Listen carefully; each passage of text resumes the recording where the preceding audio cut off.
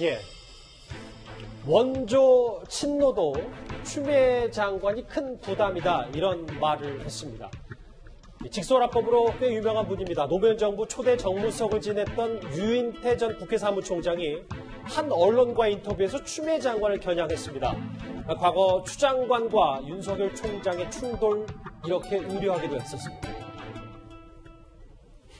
법무장관과 검찰총장이 저렇게 그래도 그건 조율하고 하는 그런 거 하라고 청와대 민정수석도 있는 거 아니겠어요? 대개는 그래서 검찰 출신이 와서 민정수석을 많이 했는데 노무현 정부 때가 안 그랬지만은 지금은 뭐 감사원 출신이 민정수석을 하고 있으니 모르겠어요. 자기 국민들에게 불성사나운 모습밖에는 연출할 수 없었는지 정부 여당에게도 좀 책임이 있다고 봅니다. 아마 저 우리 충돌은 지지율 하락에도 상당한 영향을 미쳤을 거라고 봅니다. 저 유인태 전 사무총장이 위원장님, 네. 대통령에게 직언할 수 있는 몇 안 되는 원로라면서요. 그런데 실제로 애초에 법무부 장관은 추 장관이 아니라 합리적인 검찰 출신은 앉히는 게 좋았다. 이런 꽤 좀 의미심장한 얘기를 했습니다. 뭐 직언할 수 있는 몇 안 되는 원로인데 대통령이 안 만나주니까 직언을 못하고 있는 상황 같습니다. 제가 유인태 전 사무총장을 오랫동안 보면서 느끼는 게 뭐냐면 이분은 굉장히 어떤 면에서 보면 뭐 이해타산을 따지지 않고 굉장히 직설적으로 이야기하신 분이에요. 그리고 어떤 면에서 보면 진보 진영 내에서도 굉장히 합리적인 이야기를 하시는 분으로 저는 느끼고 있습니다. 자, 그래서 이제 이 인터뷰를 통해서 지금 검찰 개혁에 대해서 이제 이야기를 하셨는데요. 사실 이제 검찰 개혁이라는 게 어떤 면에서 진보 진영의 중요한 아젠다였습니다. 그러니까 결국은 검찰이 어떤 자신들의 어떤 권한 자체를 무소불위의 권한을 행사하지 않고 어떤 면에서 보면 정말 국민을 위해서 권한을 행사해야 된다는 게 진보 진영의 어떤 공감대가 있었어요. 자, 처음에 문재인 대통령이 들어왔을 때 이 검찰이 과거 정권에 대한 청산 작업을 할 때도 뭐 그런 어떤 아젠다가 어떤 통하는 거였습니다. 근데 결정적으로 조국 전 장관을 수사하면서부터 그때부터 사실은 청와대와 그다음에 검찰을 향해서 한 이 정부의 조치가 과연 이게 검찰 개혁을 하려고 하는 것인가 아니면 검찰 장악을 위해서 하려고 하는 것인가에 대한 의심이 있었어요.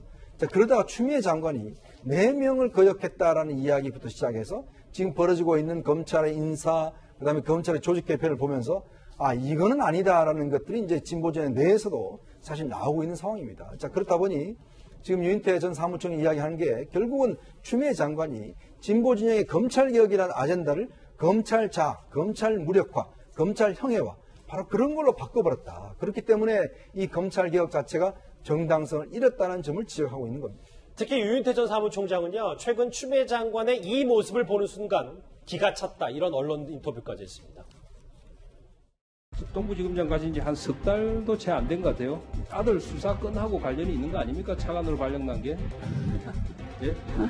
제가 보니까 지금 동부지검장 공석인데 소설을 쓰시. 지금 인권국장이 잠깐.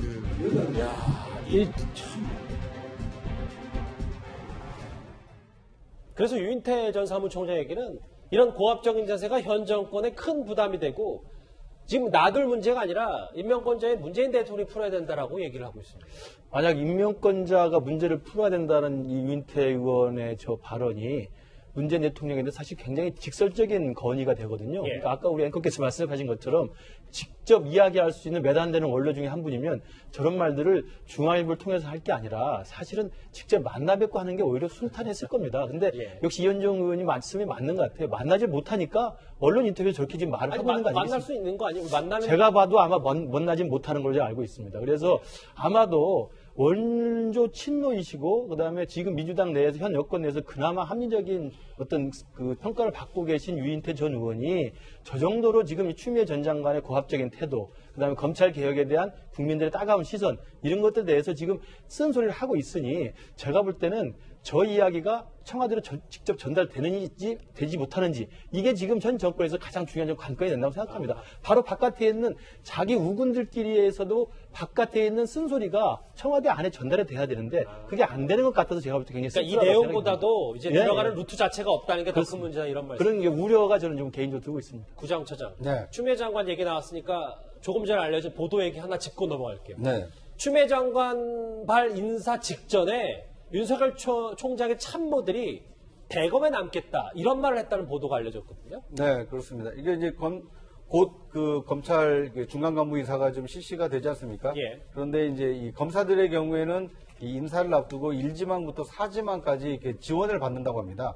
다음 보직을 어디로 가고 싶은지를 이제 써내도록 하는데 이번 이 희망 부서의 경우에는 대검의 어떤 중간 간부들은 대부분 대검에 남겠다. 유임이라고 쓴 간부들이 많았다고 하고요. 아하. 특히 한 간부의 경우에는 1지망부터 4지망까지 유임이라고 적어가지고 자신의 어떤 유임 의지를 강력하게 피력하기도 했다고 합니다. 예. 그런데 이제 본인이 희망한다고 해서 그대로 인사를 하는 건 아니고요. 아무래도 추미애 장관이 인사권을 가지고 있기 때문에 그렇죠. 유임이라고 한 사람들은 오히려 더 멀리 보내는 인사를 하지 않을까 좀 지켜봐야 되는 대목인 것 같습니다. 인사를 앞두고 검찰 내부 얘기, 보도까지 저희가 인용해서 한번 정리를 해봤습니다. 추미애 장관 얘기 여기서 정리하고요. 다음 주제 넘어가기 전에 이제 시청자의 목소리를 하나하나씩 들어볼 차례입니다. 첫 번째 댓글 볼까요? 유인태 선생님 큰일 났습니다. 추 장관에게 소설 쓰신 애를 들을지 모릅니다. 예. 36살이 스트레스로 권력을 이양한다. 그것도 독재국가에서 상상력도 풍부하시군요. 박지원 원장을 말씀하시는 것 같고요. 예. 의사 파업한다고 면허 정지시키냐? 그러면 노조 파업도 다 잘라야 되지 않나요? 예. 다음 거 보겠습니다.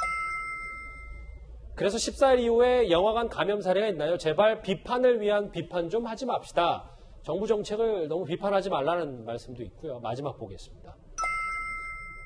대통령 입에서 체포 얘기가 나오다니 나가서 소배하라고 할 때는 언제고? 라는 마지막 댓글까지 만나봤습니다. 바로 이어서 실시간 검색어도 만나보도록 하겠습니다. 김정은 위원장 그리고 이따 마지막 주제로 만나볼 얘기도 있고요. 예비군 훈련이 무려 52년 만에 코로나로 잠정 중단이 됐습니다. 실시간 검색어를 짧게 이렇게만 정리하고요. 다음 주제 이 뉴스가 기다리고 있습니다.